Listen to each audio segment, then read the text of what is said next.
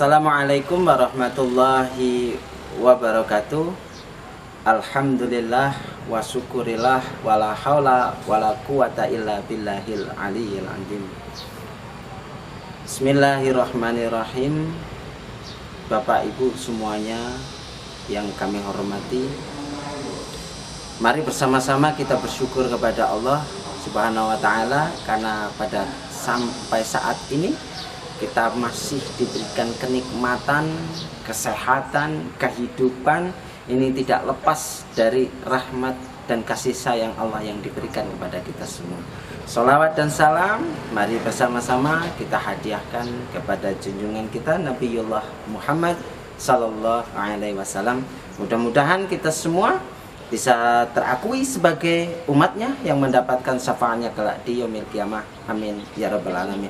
Bapak, Ibu, hadirin para pemirsa yang kami hormati, ketika kita berbicara tentang suatu moderasi agama yang ada di Indonesia ini, kita berbicara moderasi, pasti yang terletak di pikiran kita bermacam-macam. Ada yang mengatakan dia sebuah toleransi, ada yang mengatakan sebuah perdamaian, dan lain sebagainya. Tapi bahwasanya Bapak Ibu semuanya, moderasi di Indonesia ini sangatlah penting untuk dilaksanakan sedemikiannya. Bahkan perlu adanya kesadaran moderasi yang ada di Indonesia ini.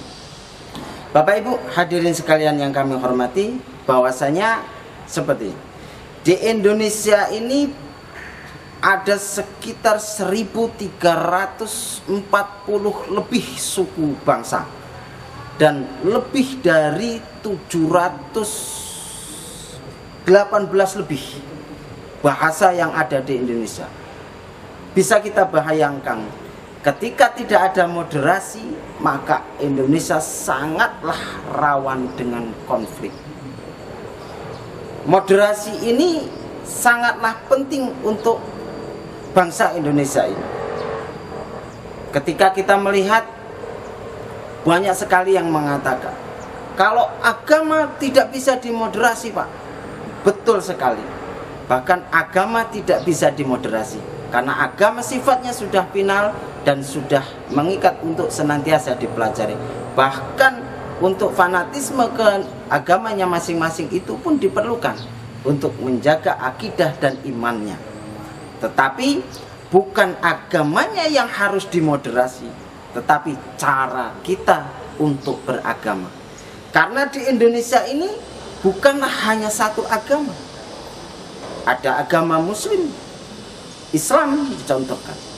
Ada Kristen di situ, ada Katolik, ada Protestan, ada Hindu dan lain sebagainya. Mereka juga berhak untuk menjaga keimanannya yang dinaungi dengan Indonesia, belum dengan suku-suku lain, belum dengan adat istiadat yang lain. Dan keberagaman ini sangatlah luas yang ada di daerah negara tercinta kita Indonesia. Bayangkan Bapak Ibu, seandainya dimoderasi agama ini di Indonesia ini tidak ada, apa yang akan terjadi? Maka rawanlah konflik yang di situ mengatasnamakan etnis, yang di situ mengatasnamakan suku, ada yang mengatasnamakan tentang agama, isu-isu sara, karena tidak adanya saling menghargai dan dari keberagaman yang ada di Indonesia. Bapak Ibu hadirin yang berbahagia, moderasi dalam suatu negara ataupun agama juga dicontohkan dan ditegaskan juga di dalam Al-Quran. Surat Al-Hujurat ayat 13. A'udzubillahi minasyaitonirrajim. Bismillahirrahmanirrahim. Ya ayuhan nas, inna khalaqnakum min dzakari wa unsa wa ja'ala syu'uban wa qabaila lita'arafu inna akramakum indallahi atqakum. Ya ayuhan nas, hai para manusia, telah Allah ciptakan dari kamu perempuan dan laki-laki. Wa ja'ala su'uba wa qabaila lita'arafu. Dan juga dia ciptakan berbangsa-bangsa, bersuku-suku. Untuk apa? Lita'arafu. Agar kalian saling kenal, mengenal, saling menghargai dan saling menghormati antara sesama. Dalam lanjutan ayat tersebut dikatakan, inna akramakum indallahi atqakum. Bahwa sesungguhnya orang yang mulia di hadapan Allah adalah orang-orang yang bertakwa. Ketika kita melihat mungkin mayoritas kita beragama muslim, mungkin di desa, di dusun, di kota, bapak ibu di mana tempat tinggal, semuanya mungkin bisa dikatakan mayoritas muslim. Tetapi ketika dikatakan di situ, berapa orang-orang yang bertakwa di dalam ini, bapak ibu? Maka Allah tidak pernah membedakan siapa orang itu, apa warna kulitnya, apa sukunya, apa bahasanya. Tapi Allah katakan inna akramakum, bahwa siapa yang bertakwa di hadapan Allah itulah yang mulia. Maka di sini sudah jelas lita'arofunya, untuk kita saling kenal mengenal, saling menghargai, saling menghormati. Dan moderasi beragama ini sebenarnya sudah dicontohkan sudah beratus-ratus tahun yang lalu.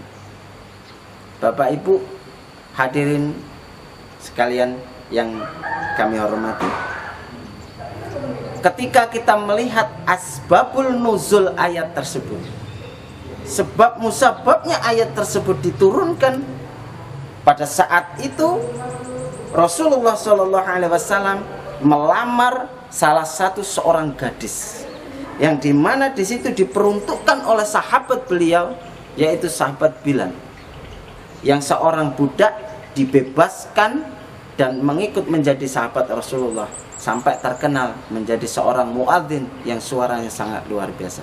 Ini sahabat beliau, sahabat Nabi kita. Ketika itu melamar Rasulullah kepada anak seorang pedagang, anak orang yang sangat kaya, yang bermartabat kedudukannya. Ketika itu apa yang dia katakan? Wahai Rasulullah, apakah saya harus menjodohkan putriku ini dengan seorang budak, dengan seorang yang rendahan? Dia bilang. Maka disitulah ayat ini tuh diturunkan oleh Rasulullah. Dia katakan, min dzakari wa unsa wa ja'ala su'uba wa qabaila lita'arafu inna akramakum. Maka di situ Allah mengatakan bahwa sesungguhnya semuanya diciptakan oleh Allah bersuku-suku, berbangsa-bangsa, untuk saling mengenal, untuk saling membagi kearifan, untuk saling menghormati, untuk saling mencintai. Karena urusan di hadapan Allah adalah ketakwaan kita masing-masing. Pemirsa hadirin yang dimuliakan Allah, maka sudahlah sangat jelas, ketika Indonesia ini tidak kita jaga melalui moderasi keberagaman yang ada di Indonesia ini, maka mungkin kita tidak akan pernah lagi melihat Indonesia. Sudah banyak sekali contohnya. Kita contohnya di negara timur, di Irak, di Suriah dan lain sebagainya. Hanya berapa suku? Ada 6 suku, ada 7 suku, ada 11 suku. Di situ merebutkan kekuasaan, merasa sukunya yang paling hebat dan paling benar, menimbulkan perang saudara. Ketika Indonesia tidak kita jaga dengan moderasi ini, dengan penuh keberagaman, akan membahayakan konflik-konflik yang ada.